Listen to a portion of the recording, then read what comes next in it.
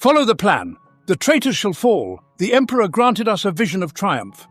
Blood Ravens, Librarian Ibrahim, at the Battle of Gravitas. The Blood Ravens are a loyalist Space Marine chapter of uncertain lineage and founding. Their beginnings remain veiled in enigma, with whispers suggesting a concealed connection to the dark events of the Horus Heresy. Drawn relentlessly to the gathering of wisdom and the reclamation of forgotten secrets, this enigmatic chapter exhibits an extraordinary propensity for producing librarians, as many of their neophytes manifest psychic gifts shortly after receiving the chapter's gene seed. Guided by their formidable librarians, the Blood Ravens wage war with methodical precision and controlled wrath, their foresight allowing them to anticipate and dismantle enemy stratagems before they unfold. Such arcane mastery has fueled both admiration and unease across the Imperium, prompting speculation about the chapter's true nature and ancestry. Renowned not only for their valor and martial prowess, but also for their relentless pursuit of lost knowledge and technology, the Blood Ravens have frequently embraced unorthodox, even radical methods to recover ancient relics and tomes, securing them within the vaults of their chapter flagship. Their unusual reliance on a disproportionately high number of psychic warriors further sets them apart from their brother chapters. While some within the Adeptus Administratum view this dependence as perilous, others acknowledge and dread the battlefield supremacy these gifted warriors have repeatedly granted their chapter. Once anchored to the hive world of Aurelia, the Blood Ravens now roam the stars as a fleet-based chapter following their homeworld's tragic fall. Aurelia, the capital of subsector Aurelia in the Coriolis sector, was a thriving hub of commerce and technology, housing the chapter's fortress monastery at Selenon. Yet in the late 41st millennium, a cataclysmic warp storm, conjured by the great unclean one Ulkaya, consumed the planet. Though Chapter Master Mariah and Librarian Azariah Kiras imprisoned the demon within Aurelia's core, the world was lost to the Immaterium, re-emerging centuries later as a frozen wasteland haunted by warp-spawned horrors. Deprived of their home, the Blood Ravens turned to the worlds of the Aurelian subsector for recruitment. When Aurelia resurged into real space at the behest of Chaos Lord Aragast and the traitor Eliphas of the Black Legion, who sought to unleash Ulker upon the subsector, the Blood Ravens' third and fifth companies intervened. In what would be remembered as the Second Aurelian Crusade, they repelled the Black Legion and resealed the demon. Since then, Imperial Guard regiments have stood watch over the desolate planet, though some have succumbed to Ulker's corruption. The Blood Ravens, in turn, have drawn neophytes from the offspring of these stationed soldiers. The chapter's archives have been purged, and even the Ordo Malleus restricts access to its own files concerning the Blood Ravens. This shroud of secrecy may well explain their insatiable thirst for knowledge, particularly the truth of their own genesis. Isolated from the Imperium by the Great Rift during the era Indomitus, the Blood Ravens were replenished with Primaris gene seed and vital technology by Shield Captain Apollos Pertinax of the Adeptus Custodes and a torchbearer fleet. Ravaged by prolonged isolation and relentless warfare, the chapter swiftly integrated these new warriors into their ranks. Their apothecaries and librarians have scrutinized the Primaris gene seed for any trace of their obscured heritage. What they have learned remains a closely guarded secret. Despite a storied legacy of devotion to the Emperor, the Blood Ravens' earliest days remain obscured. Not even their chapter master or wisest librarians can definitively trace their founding or identify their primarch. The chapter's own records extend only to the 37th millennium, though fragmented accounts in the annals of other imperial forces confirm their existence centuries prior. Yet these references are either lost or sealed under inquisitorial decree. The omissions in imperial records are so profound that the Blood Ravens do not know the source of their gene seed or the identity of their progenitor. The deliberate absence of the Blood Ravens' historical records, both within their own archives and those of the Inquisition, strongly implies a coordinated effort by agents across multiple imperial institutions to expunge nearly all traces of the chapter's origins. This systematic purge, referred to by the Blood Ravens as the unfounding, remains shrouded in mystery, its motives obscured by time and secrecy. Stranger still, fragments of the chapter's lost history have been uncovered not within imperial vaults, but in the forbidden knowledge repositories of the Eldari, hidden deep within the Eye of Terror and jealously guarded by the Harlequins. These enigmatic performers, unaligned with any Eldari faction, be they the Asuriani, Exodites, or the sinister Drukhari, serve as custodians of the Black Library and devotees of the inscrutable Laughing God. For a chapter so fervently dedicated to the acquisition of wisdom, it is a cruel irony that the Bloodravens themselves remain ignorant of their own genesis and the earliest centuries of their service to the Emperor. Let's figure out who the Great Father was. At an uncertain point in their history during early campaigns in the Gothic sector, the Bloodravens suffered catastrophic losses in a brutal war against the forces of chaos, though no surviving imperial records verify this conflict. Chapter lore recounts that, in the initial stages of the campaign, the servants of chaos appeared fractured and feeble, incapable of resisting the Bloodravens' might. Yet, the deceits of the dark gods run deep, and this illusion soon shattered. The seemingly disorganized chaos cults were, in truth, meticulously orchestrated, their supposed strongholds revealed as elaborate death traps. Countless Bloodravens perished in these vicious ambushes. The Chapter Master and Master of Sanctity both met their end shielding the retreat of the shattered First Company, leaving the chapter bereft of leadership.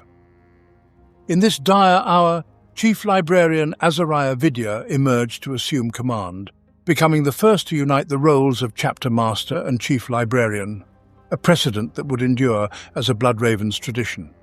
Revered as the Great Father, or Father Librarian, Vidya wielded his prodigious psychic gifts and analytical brilliance to dissect the enemy's strategies with unnerving precision. A scholar-warrior burdened with forbidden knowledge of the ruinous powers, he possessed psychic abilities so potent they bordered on curse as much as blessing. For months, he scrutinized the foe's every movement, delving into their tactics and histories to uncover their fatal weaknesses. To outsiders, and even some within his own chapter, Vidya's methods seemed hesitant, even cowardly.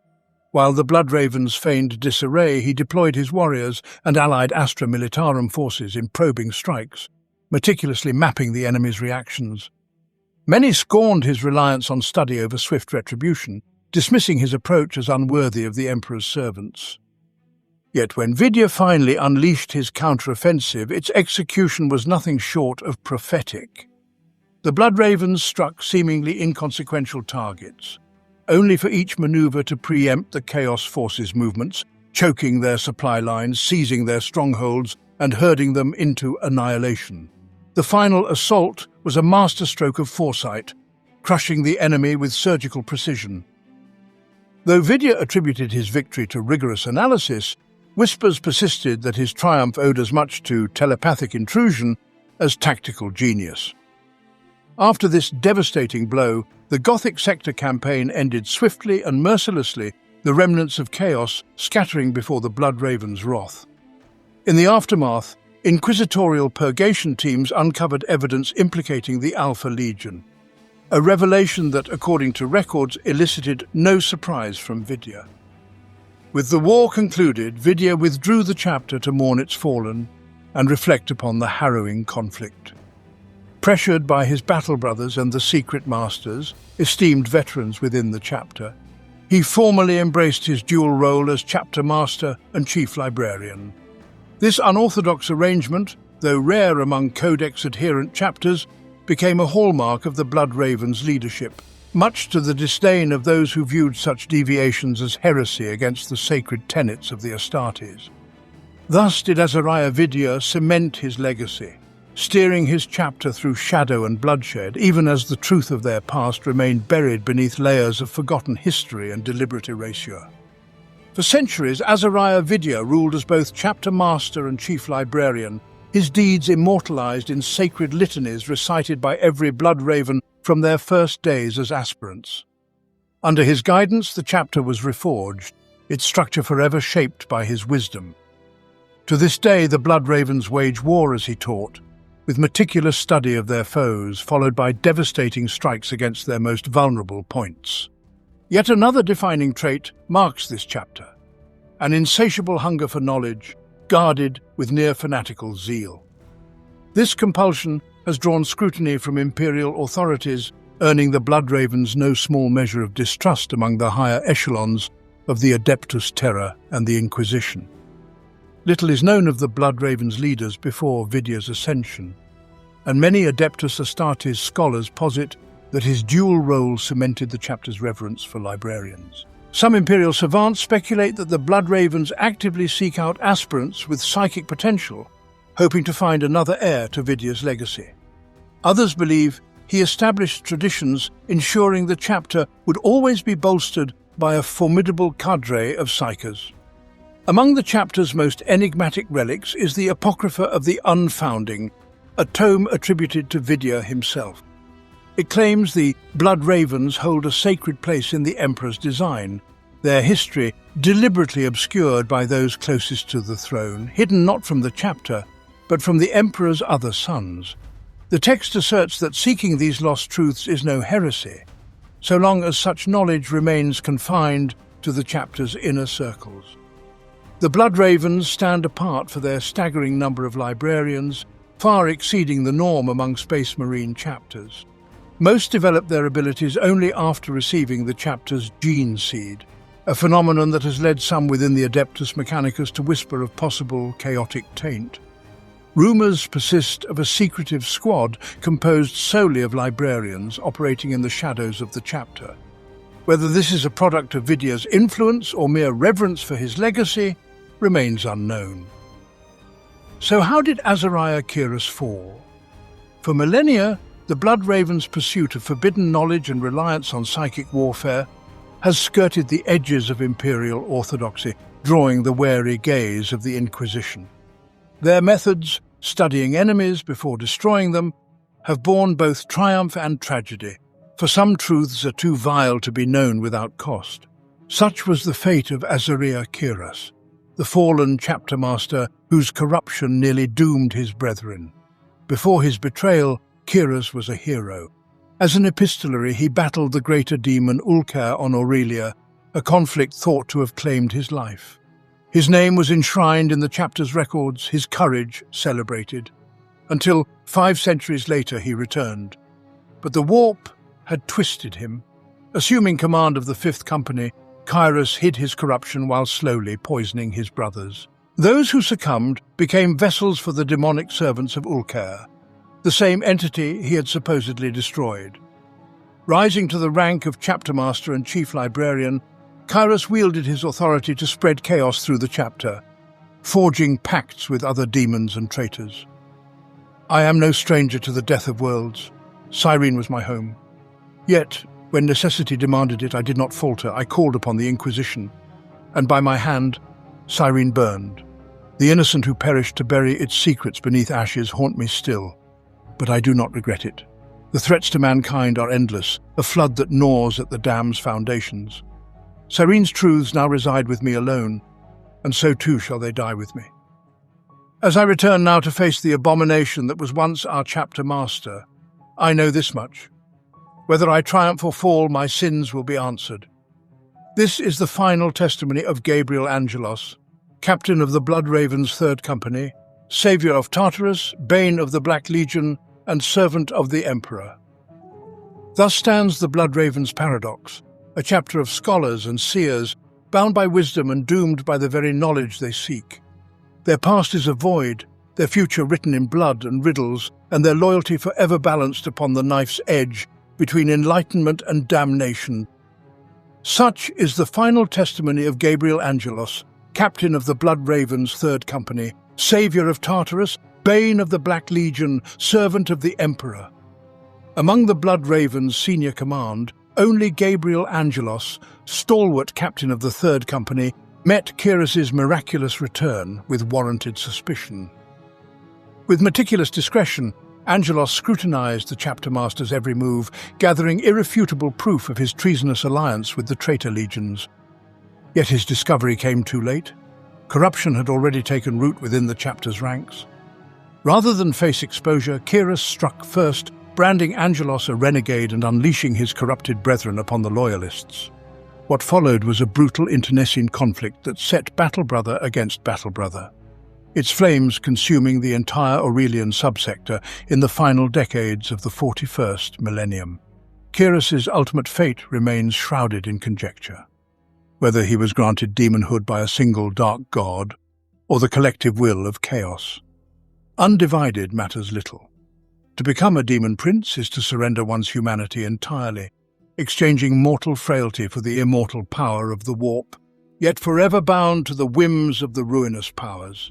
This ultimate reward represents the pinnacle of a champion's bloody journey, a prize sought by countless servants of chaos, yet attained by only the most ruthless and cunning.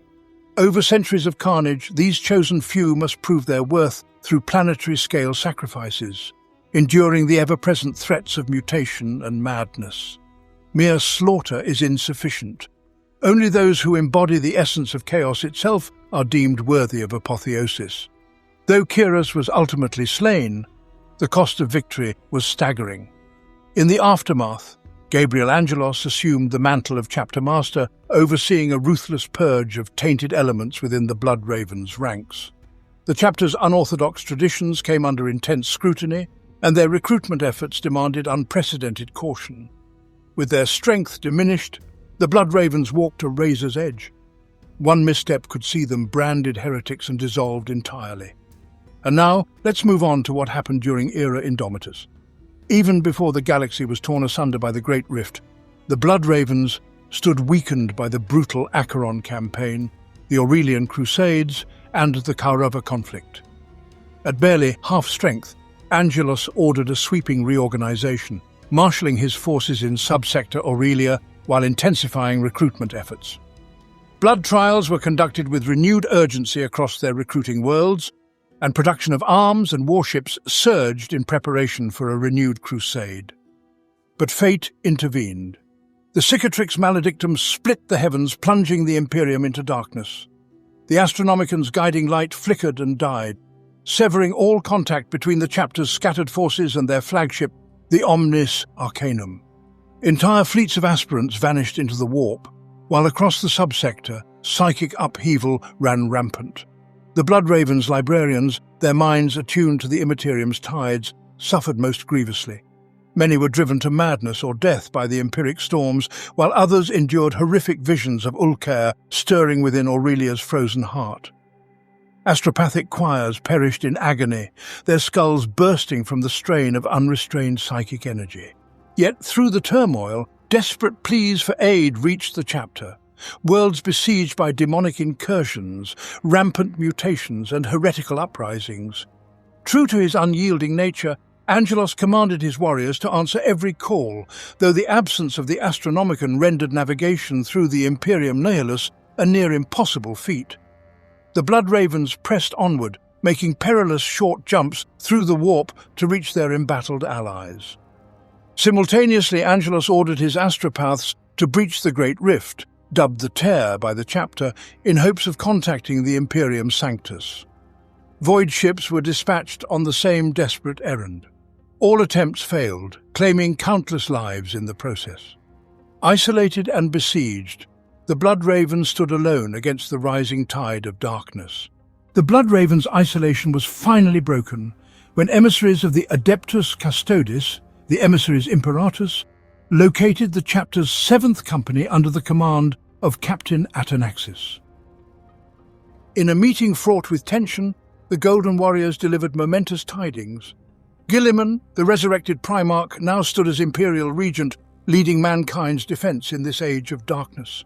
Furthermore, they spoke of a new breed of warriors, the Primaris Space Marines, who fought in vast numbers across the Imperium's battlefields. The Custodians bore more than just news. From the vaults of Mars they carried a sacred gift, stores of the Blood Raven's own gene seed, refined and enhanced by the genius of Archmagos Dominus Belisarius Call. This was no mere offering, but a mandate from the Emperor himself, the means to forge their own Primaris Marines. Though Atanaxis accepted this boon with keen interest, particularly regarding what these new creations might reveal of the chapter's obscured origins. The reality remained that refusal was never truly an option. In the years that followed, as the Indomitus Crusade surged across the embattled galaxy, hundreds of Primaris blood ravens took to the field of war. Clad in the crimson of their chapter and armed with Call's formidable innovations, they brought ruin upon the enemies of mankind. From the storm of the Emperor's wrath to the besieged Somnium stars, these enhanced warriors stood as a bulwark against the arch-enemy's tide, their presence reinvigorating the chapter's waning strength. Ever driven by their insatiable thirst for knowledge, the Blood Ravens' apothecaries and librarians subjected the new gene seed and Primaris augmentation processes to relentless scrutiny. To outsiders, their exact findings remain shrouded in rumor, yet none can deny the chapter's burning desire to uncover the truth of their lineage. The secret masters, ever vigilant, have ensured that whatever truths were gleaned remain sealed within the chapter's innermost circles. Through means both subtle and severe, they guard this knowledge against all who would seek to expose it, for some mysteries are not meant for unworthy eyes. The Blood Ravens' past may yet hold the key to their future, but that key is theirs alone to wield. Now we're going to cover some of the notable campaigns. The Tartarus campaign, 41st millennium. Among the Blood Ravens' most distinguished commanders stood Captain Gabriel Angelos, Master of the Watch and leader of the Third Company. A warrior of exceptional skill, Angelos had previously been forced to make a harrowing decision, calling upon the Inquisition to enact exterminatus upon his own homeworld of Cyrene, one of the chapter's primary recruitment worlds, after uncovering its pervasive corruption by chaos. Shortly after Cyrene's annihilation, Angelos and his task force, comprising the battle barge Litany of Fury and the strike cruiser Ravenous Spirit, were dispatched to the embattled civilized world of Tartarus, where Imperial forces struggled against an Orc Warg. Yet as the campaign unfolded, the Blood Ravens unearthed the planet's sinister past, discovering sites steeped in chaotic power and ancient Eldari relics, deliberately left behind to aid in containing the ruinous powers festering beneath Tartarus's surface. The Orc invasion, it soon became clear, was merely a ruse. Under its cover, a warband of Alpha Legionnaires, led by the sinister Chaos Lord Baal and the sorcerer Sindri Mir, had infiltrated the planet in pursuit of a malevolent artifact known as the Maledictum. Angelos, sensing deeper treachery afoot, defied the warnings of Ordo Malleus Inquisitor Mordecai Toth and pressed forward, determined to root out the hidden threat. His persistence revealed an unexpected development. A strike force of Asuriani from craftworld Bieltan had arrived to reseal a powerful demon within the Maledictum, hidden beneath Tartarus's capital. Yet in their zeal, the Blood Ravens clashed with the Eldari, slaying their avatar of Cain and scattering their warriors. Amidst the chaos, Sindri Mir seized the artifact, slipping away from both Imperial and Xenos forces. The campaign's gravest tragedy, however, was not the loss of battle brothers, but the betrayal of librarian Isidore Achios, Angelos' own former initiate. Corrupted by the Maledictum's influence, Achios delivered the artifact to Sindri, believing himself in control, only to realize too late that he had been the sorcerer's pawn from the beginning. In the end, Angelos confronted his fallen comrade, and though the duel ended in Achios' demise, the damage had been done. In a desperate final act, Angelos shattered the Maledictum with a demon hammer forged from a shard of the Bieltan Avatar's blade. Yet rather than destroying the entity within, the destruction, fueled by the planet's rivers of spilled blood, only hastened the demon's release. As it manifested, the creature insinuated a dark connection to Inquisitor Toth, casting doubt upon the Inquisitor's purity. But with no time to investigate, Angelos was forced to evacuate, taking with him only the wounded and a single recruit, Tempestus Scion's Sergeant Creus, who, despite severe injuries, was chosen to ascend to the ranks of the Adeptus Astartes under the mentorship of Terminator Sergeant Tantheus. Elsewhere on Tartarus, Scout Sergeant Corrales suffered near-fatal wounds at the hands of Bieltan's warp spiders. Yet through the grace of bionic augmentation, he endured to fight another day. The planet itself, however, was left scarred, its fate a grim testament to the Bloodraven's relentless pursuit of hidden truths, no matter the cost. The Cronus Campaign, a chapter's shadowed crusade. In the annals of the Bloodraven's storied history, few conflicts proved as fraught with revelation and tragedy as the Dark Crusade upon the world of Cronus. This once imperial, civilized world, fallen to the Tau Empire in the Eastern Fringe, became the stage for a brutal campaign when the chapter uncovered artifacts of their obscured past within the frozen wastes of North Vandir. Acting upon their chapter master's command, 3 companies of Bloodravens descended upon Cronus, intent not only on purging the Xenos invaders, but on unearthing the secrets of their own mysterious origins. Yet fate, ever capricious, intervened. Imperial survey teams discovered the remnants of a Hellstorm cannon, a relic of the Aquila Ignis, an Imperator-class Titan lost during the fires of the Horus Heresy. This revelation prompted the Administratum to dispatch General Lucas Alexander as Governor Militant, charging him with reclaiming Cronus for the Imperium. His orders stood in direct opposition to the Bloodraven's need for secrecy, setting the stage for a bitter and bloody confrontation between the chapter and their Imperial allies. Cronus swiftly became a crucible of war, drawing the attention of multiple factions. The Word-bearers, led by the infamous Dark Apostle Eliphas the Inheritor, brought their ruinous faith to the battlefield. The Orc Wag of Warlord Gorguts descended upon the world in a tide of violence, while the disciplined Tau forces under Shasso Kais sought to reclaim their hard-won dominion. Even the Asuriani of Craftworld Bieltan, guided by Farseer Taldir, arrived with their own inscrutable purpose.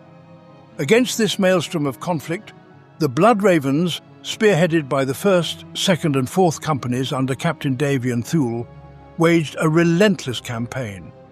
With the battle barge litany of fury looming overhead, they systematically dismantled each rival force until only the Astra Militarum remained.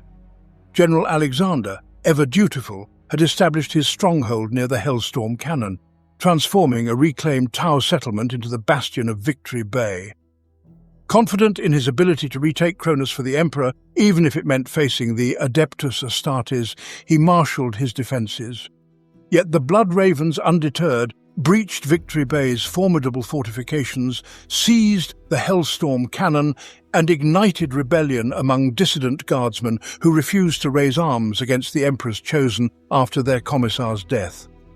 Reinforced by these defectors, the Bloodravens shattered Alexander's final defences, bringing his governorship to an end. In his after-action report, Thule praised Alexander's unwavering loyalty and tactical brilliance, honouring the fallen general and his forces for their valiant stand.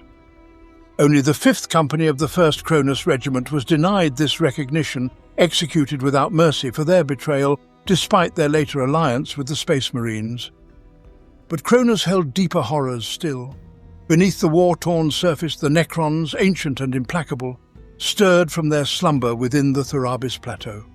Awakened by the carnage above, they emerged to reclaim their world, harvesting all sentient life in their path. With the Astra Militarum defeated, the Bloodravens turned their fury upon these soulless automatons. Led by Thule, they descended into the labyrinthine catacombs beneath the plateau, battling through legions of Necron warriors to destroy vital beacons before planting a devastating explosive at the heart of the complex. The resulting collapse buried the Xenos menace, though whether permanently or merely delayed remains unknown. In the aftermath, Inquisitor Mordecai Toth interrogated Thule regarding his assault on Imperial forces, yet found no evidence of heresy or corruption. Despite his masterful leadership and the victory he secured, Thule's standing within the chapter waned.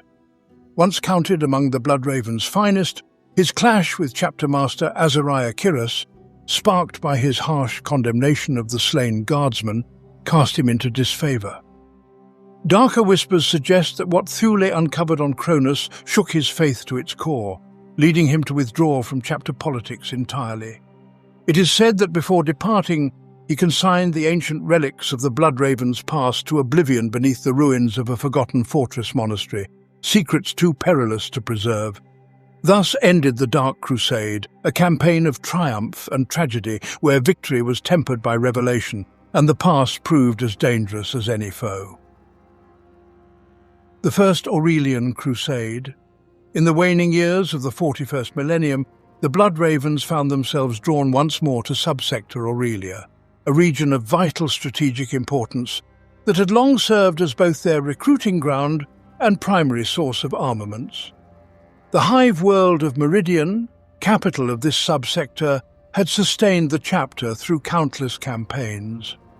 Now, following devastating losses in the Korava system, the Blood Ravens' need for fresh neophytes from Aurelia became more pressing than ever. The crusade began when Force Commander Aramis, accompanied by Sergeant Tarkus, led a precision strike onto the feudal desert world of Calderis. Their mission? Reinforce Captain Davian Thewle's embattled company as it struggled to protect the human population from marauding orcs. The initial engagement saw the Astartes drive back the greenskin hordes and collapse the mine tunnels through which the Xenos had been launching their attacks. Though the cunning mech boy Badzappa escaped destruction, the Blood Ravens claimed their first victory. Subsequent operations revealed disturbing tactical sophistication among the orcs, far beyond their usual brutish strategies. When Scout Sergeant Cyrus assisted in defending a besieged hamlet, and later when the Blood Ravens confronted Stormboy Nob Skykiller and Warboss Gutrencher, a troubling pattern emerged. Interrogation of captured orcs pointed to unusual activity at Fellhammer Mine, where the Astartes would make a chilling discovery. Within the mine's depths, the strike force encountered an Asuryani warp spider exarch and his retinue, who vanished into the warp moments before an orc ambush. The timely intervention of Sergeant Thaddeus saved the Blood Ravens from heavy casualties. They subsequently found Mech Badzappa's forces locked in combat with Eldari Guardians led by a warlock. Though the Space Marines slew the Xenos Psyker, his dying words warned of a greater threat looming over the subsector, a warning the pragmatic Astartes dismissed as typical Eldar deception. The campaign then shifted to the feral jungle world of Typhon Primaris, where the Blood Ravens moved to eliminate Asuryani influence over the native Evil Sun's orcs. While the Warp Spider Exarch here made no mention of the prophesied doom, Captain Thewle received disturbing reports from Calderis. Mech Badzappa had launched a new offensive against the planetary capital, accompanied by bizarre mutations in local flora and sightings of mysterious purple creatures. Returning to Calderis, the Blood Ravens finally eliminated the elusive Badzappa, only to face an immediate and far deadlier threat. Without warning, Tyrannid bioforms, likely a tendril of Hive Fleet Leviathan, descended upon the world. In the brutal fighting that followed, Captain Thewle suffered mortal wounds from a Tyrannid warrior's claws. Tech Marine Martellus assumed command, leading the surviving Astartes to safety after repulsing the Xenos assault. As Apothecary Gordian tended to Thewle's grievous injuries, the Blood Ravens returned to Typhon to eliminate the Asuryani ranger Nemerian, who had been fomenting rebellion among the feral orcs. Their final act saw them return to Calderis to slay the Tyrannid warrior that had nearly claimed their captain's life, bringing the First Aurelian Crusade to its bloody conclusion, though the true threat to the subsector had only just begun to reveal itself. With the Tyrannid menace spreading through subsector Aurelia, the Blood Ravens implemented a threefold strategy to combat the Xenos threat. First, they sought to harvest biotoxins from the Tyrannids themselves, which could be weaponized into a genetic poison capable of devastating the Hive fleet. Second, they needed to secure critical data from an ancient Dark Age of technology astronomical array on Typhon Primaris, a relic that could reveal a vital weakness in the approaching swarm. Third, and most crucially, they had to defend Angel Forge, the mighty Hive city on Meridian that served as the subsector's industrial heart. Each objective yielded significant tactical advantages. The astronomical array granted the Blood Ravens unprecedented orbital strike capabilities and deep strike deployment options. The defense of Angel Forge saw Sergeant Tarkus earn the honor of Terminator armor. Most remarkably, the biotoxin operation resulted in the resurrection of Captain Davian Thewle, his shattered form entombed within the adamantine shell of a mighty dreadnought. Meridian endured relentless Asuryani assaults throughout the campaign, culminating in the shocking revelation that Farseer Idranil of Ulthwé had been orchestrating events. The Eldar Seer had deliberately lured the Tyrannid swarm to Meridian, intending to sacrifice the Hive world's billions of inhabitants to destroy the Xenos' threat to her craft world, regardless of the catastrophic consequences for the Blood Ravens' supply lines. As the 3 objectives were completed, disaster struck the chapter's reinforcements. The Litany of Fury, en route to bolster the Aurelian forces, fell victim to a devastating psychic assault from the Hive mind. The battle barge's navigators were overwhelmed, leaving the vessel adrift in the warp and cutting off Commander Aramis from vital reinforcements. This psychic exertion temporarily weakened the Hive mind, which redirected its fleet to consume Typhon Primaris in an attempt to replenish its strength. Seizing this opportunity, the Blood Ravens strike team deployed to Typhon's surface and administered the engineered biotoxin through the Hive fleet's feeder tendrils. The battle exacted a heavy toll. The strike cruiser Armageddon was lost with all hands, including the valiant apothecary Gordian. As the genetic poison began taking effect, the situation appeared hopeless for the stranded strike team, surrounded by enraged Tyrannid bioforms with no means of escape. Salvation came in the form of Captain Gabriel Angelos and a full company of Blood Ravens, arriving at the critical moment aboard the recovered Litany of Fury. Angelos personally reinforced Aramas's embattled strike force, their combined might proving decisive against the Hive tyrant Alpha. With the Synapse creature's death, the Tyrannid swarm descended into chaos as the poisoned bioships in orbit began dying en masse. Through supreme sacrifice and tactical brilliance, the Blood Ravens had turned certain annihilation into victory. Subsector Aurelia and its billions of Imperial citizens were saved from the Great Devourer's hunger, for now. The cost had been immense, but the chapter had once again proven itself the Emperor's bulwark against the horrors of the galaxy. Just as Subsector Aurelia began to recover from previous conflicts, the fabric of reality tore asunder, disgorging a nightmare long thought lost, the frozen corpse of Aurelia itself. Once the proud capital world of the Subsector and the ancestral home of the Blood Ravens, this icebound tomb now returned from the warp's embrace, its surface crawling with the minions of chaos. The planet's corruption ran deep, festering since its fall to Ulker, a greater demon of Nurgle. Though Chapter Master Moriah had sought to destroy the abomination, his efforts proved insufficient. Instead, the weakened Ulker had been imprisoned beneath Keep Selenon by the librarian Azaria Kairos, a fateful decision that would ultimately lead to Kairos' own corruption. For centuries, Aurelia had languished in the immaterium, its existence fading into myth. Yet, in the 41st millennium, it re-emerged as a blight upon reality, bearing not only Ulkar's pestilential influence, but also the hosts of the Black Legion. Led by the merciless Aragast the Pillager and the resurrected Dark Apostle Eliphas the Inheritor, once of the Word-Bearers, now a champion of the Black Legion, these traitors sought vengeance against the Blood Ravens, their presence heralding a storm of war. Captain Gabriel Angelos and Force Commander Aramis marshalled the Blood Ravens' 3rd and 5th companies to meet this dire threat. But no sooner had battle been joined than fresh horrors arose. The Asuryani struck from the shadows, the ever-bellicose Orcs surged forth in their crude brutality, and the treacherous noble house Vandis of Meridian turned heretic, plunging the subsector into a maelstrom of violence. Amidst this chaos, an even graver peril emerged.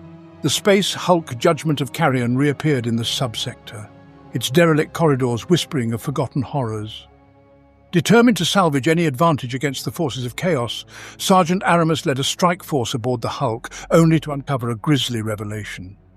The remains of Blood Ravens from the 5th Company, once part of an expedition led by Apothecary Galen. As Aramis pressed deeper, the truth became horrifyingly clear.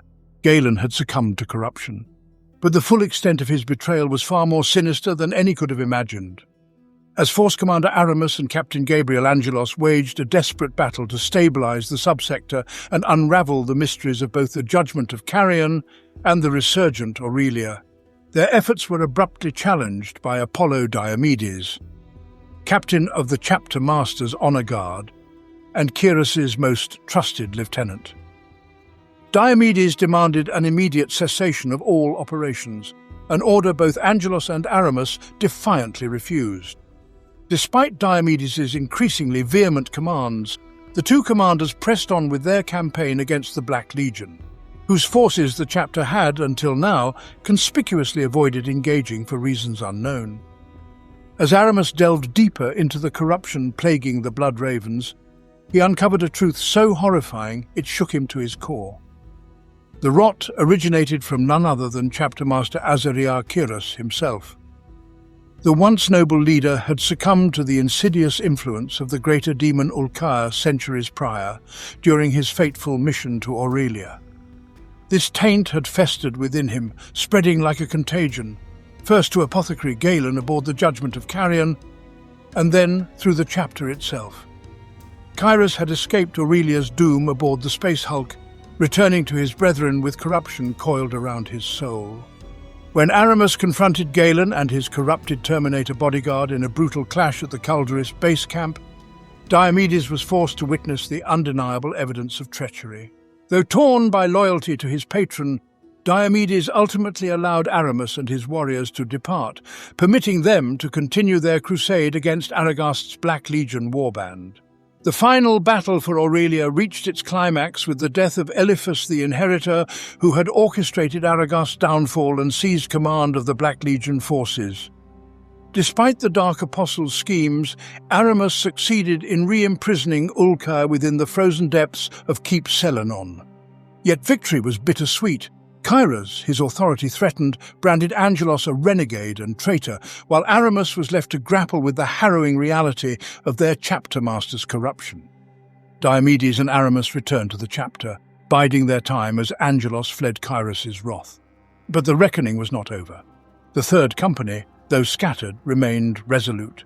When the moment came, they would reunite with Aramis and Diomedes to purge the chapter of its festering corruption, no matter the cost. The Blood Ravens' greatest battle would not be fought against Xenos or heretics, but against the darkness that had taken root within their own ranks. A decade after the banishment of Ulcaer and the defeat of the Black Legion, the Aurelian subsector remained embroiled in ceaseless conflict. Though the greater demon had been imprisoned and the traitorous legionnaires driven back, new horrors arose to plague the war-torn region. Fresh warbands of the Black Legion emerged from the shadows, their ranks swollen with fanatical chaos cultists, while Imperial forces struggled to contain the lingering remnants of the Tyrannid invasion. Orc warbands continued their savage raids along the fringes of civilized space, and the elusive Asuriani struck without warning, their cryptic warnings speaking of a long-dead craft world hidden somewhere within the subsector. Faced with this unrelenting turmoil, the Imperium's patience had reached its breaking point. Segmentum Command, determined to restore order, dispatched several regiments of elite Cadian shock forces to the embattled region. Leading this contingent was Ordo Hereticus Inquisitor Adrastia, whose mandate was clear: investigate the Blood Ravens and determine whether the chapter had succumbed irrevocably to chaos corruption. Her judgment would decide the fate of the entire subsector, for an Ordo Malleus retribution fleet stood ready to enact the most extreme solution. Should the taint prove too deep, every inhabited world would be scoured clean by exterminatus.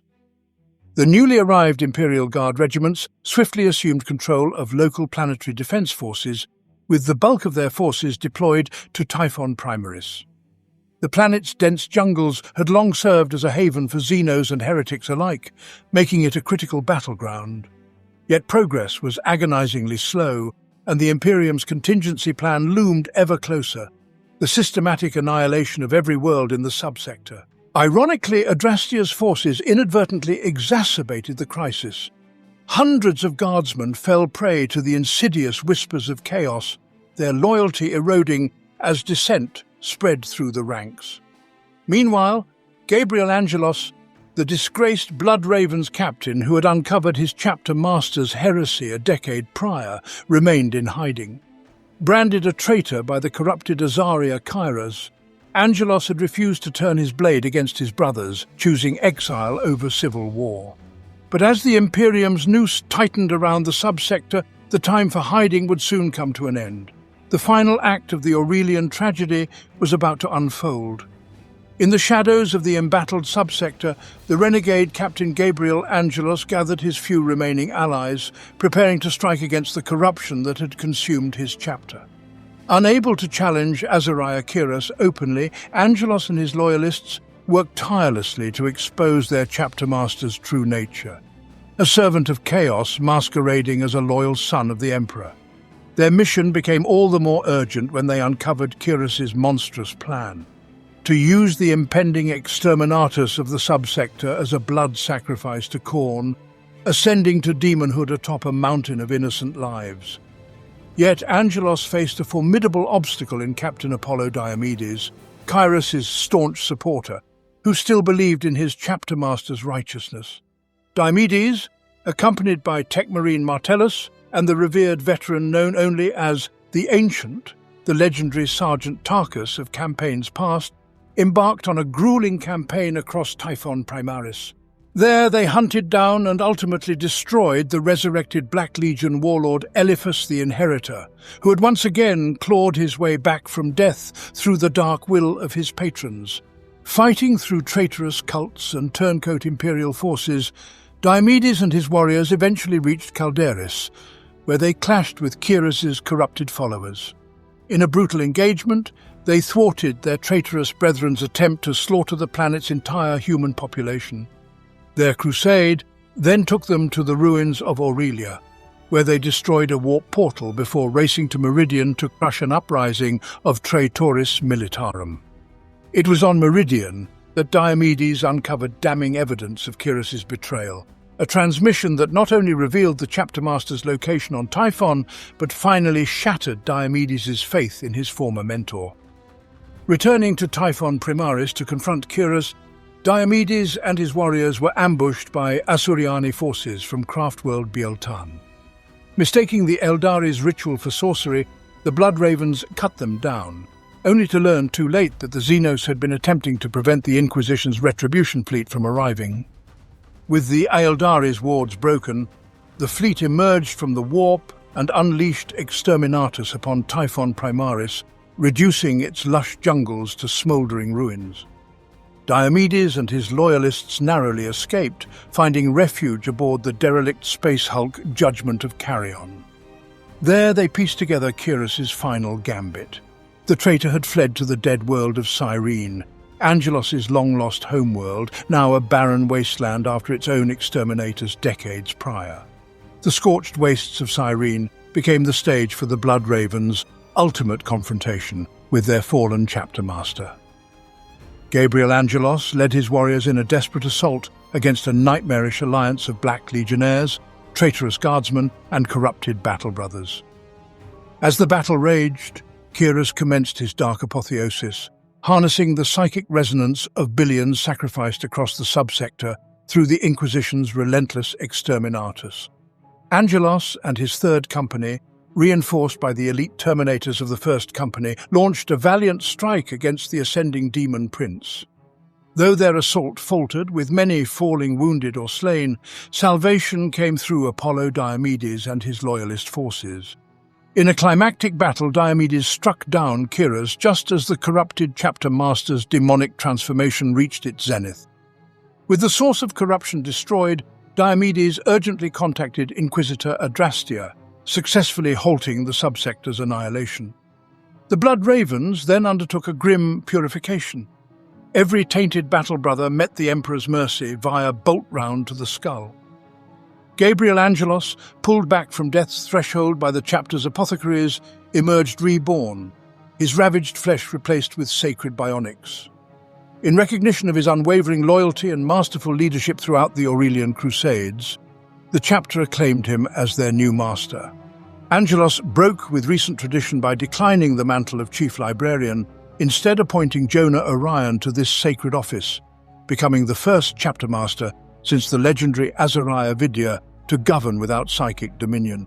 Thus ended the Aurelian tragedy. In fire and blood, but with the chapter's honor restored and its future secured under Angelos's steadfast leadership. The Acheron Campaign, 41st Millennium. The frozen wasteland of Acheron, long lost to the tides of the warp, became the focal point of a desperate three-way conflict when rumors surfaced of an ancient doomsday weapon, the legendary Spear of Cain. This fabled artifact, named for the Eldari god of war, drew three mighty forces to the icy planet: the Blood Ravens under their revered chapter master Gabriel Angelos, the Eldari of Craftworld Biel-Tan, led by the prescient Farseer Macha, and the rampaging Orc warg of the notorious warboss Gorguts. The campaign's origins lay in the siege of Cyprus Ultima, an imperial nightworld buckling under the assault of warboss Gitstomper's Green Tide. Despite the desperate pleas of Lady Solaria of House Varlock, Inquisitor Holt had inexplicably ordered a naval blockade, preventing reinforcements from reaching the embattled knights. Defying these orders, Chapter Master Angelos broke through the imperial cordon to aid the noble house, though not before Gorguts, Gitstomper's cunning lieutenant, had pillaged Varlock Keep. The looted components were fashioned into a monstrous cannon capable of challenging even the advanced weaponry of the Eldari forces also present on Cyprus Ultima. Inquisitor Holt, ever focused on the larger threat, admonished Angelos for this diversion. Their true mission lay in deploying a network of Ramillies-class star forts to quarantine Acheron, preventing any warp-borne contagion from spreading as the long-lost planet re-emerged into real space. The fate of a single night world, Holt argued, mattered little against this apocalyptic threat.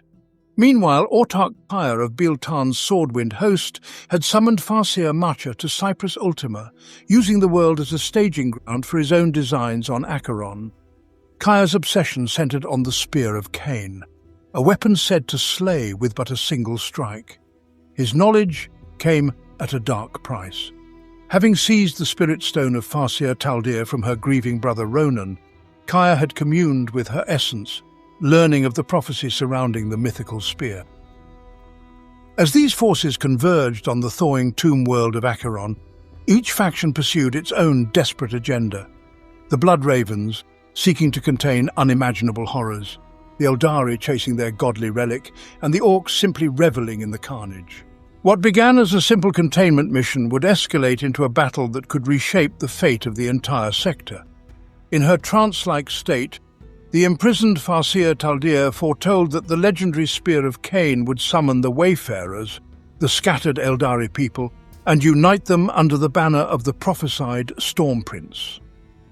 The ambitious Autarch Kaya, convinced he was this destined leader, kept Taldir's spirit stone captive, using her as a puppet to legitimize his claim to power among their kin. Isolated from all but her jailer, Taldir remained cut off from potential allies. Farseer Macha, ever distrustful of Kaya's motives, quietly assembled a resistance with Ronan, Taldir's grieving twin who feigned loyalty while serving as Kaya's spy master, and the legendary Phoenix Lord Jane Zar. Their conspiracy unfolded as Eldari forces assaulted the Imperial Starfort Helios, where Blood Raven's chief librarian Jonah Orion studied Xenos artifacts. Though Chapter Master Gabriel Angelos arrived in time to rescue Orion, the battle left the Starfort critically damaged. Inquisitor Holt's fury at this destruction compelled Angelos to leave Chaplain Apollo Diomedes behind to oversee repairs and defense. On Cyprus Ultima, Gorguts' sabotage of Gitstomper's superweapon turned the tide against the Orc warlord. As the cannon exploded mid-firing, Macha's forces overran Gitstomper's position. The cunning Gorgut swiftly consolidated power, absorbing Gitstomper's lieutenants, the weird boy Zap Noggin and Big Mech Wazmaka, into his new warband. Remembering hints of Acheron from his victory in the Karava campaign, Gorguts now coveted the legendary super-pointy stick for himself. When Macha's forces nearly slew Angelos and Orion during their assault, a sudden meteor shower heralded Acheron's violent return to real space. Seizing the moment, Gorguts crashed his kill cruiser into another Imperial starfort before making planetfall, while the damaged Helios collided with Acheron's frozen crust. Angelos and a Terminator squad fought through Xenos attackers to rescue Diomedes from the wreckage. Macha and Ronan, after cutting through scores of Orcs, struck a temporary alliance with Gorguts directing his wrath toward Kaya's forces. As the orcs slaughtered Kaya's Wraithlord Valador, Macha's strike team, aided by defectors from Kaya's ranks and a surprise orc attack, liberated Taldir's Spirit Stone from the Autarch's stronghold. Meanwhile, Angelos pursued Gorguts to the Vault, a passage through Acheron's outer shell. After destroying Wasmacha's siege cannon, Inquisitor Holt callously ordered orbital bombardment despite Angelos's proximity. The attack failed to seal the vault as intended, instead breaching it completely. Diomedes, believing his chapter master dead, had to be restrained from seeking vengeance against Holt. Only Lady Solaria's confirmation of Angelos's survival prevented open conflict. Beneath Acheron's surface, Macha and Ronan made a horrifying discovery. An ancient bloodthirster of Khorne, imprisoned in the ice but stirring toward wakefulness. Kaya, viewing the demon as merely another foe for the spear to vanquish, ignored the warnings of Taldir and Macha, who suspected the artifact was a chaos trap. When they attempted escape through the Colossus gates, Kaya sealed their paths, forcing Ronan to bond with Taldir's spirit in a Wraith Knight, a union only possible between living and dead twins. At the Temple of the Spear, Angelos and Solaria shattered Kaya's defences, though Gorguts retaliated with Wasmacha's Morkanaut. As Taldir and Macha sought clarity in the obscured prophecy, Kaya seized the spear and struck down Gorguts, only for the blade to shatter harmlessly. This final act of violence served as the blood sacrifice needed to free the Bloodthirster, empowered by millennia of lives lost in pursuit of the false relic. With warp-spawned horrors manifesting from Acheron's bloody history, the three factions formed an uneasy alliance. Macha directed Gorguts to destroy the Chaos Spires sustaining the demon, while convincing Angelos to sacrifice the battle barge Dauntless, its catastrophic impact destabilizing Acheron's tectonic structure. As the planet shattered, the Bloodthirster's power waned, allowing Angelos, Macha and Gorguts to unite as the prophesied wayfarers against the true Storm Prince, the demon itself. Their victory came at tremendous cost. As the Bloodthirster was banished, Gorguts claimed the spear's remnants as his trophy, while elsewhere, a Necron overlord observed these events with keen interest, his forces stirring to action. The spear's promise had been a ruse, its legend a snare laid by chaos to free an ancient terror, one that might yet return to haunt the galaxy.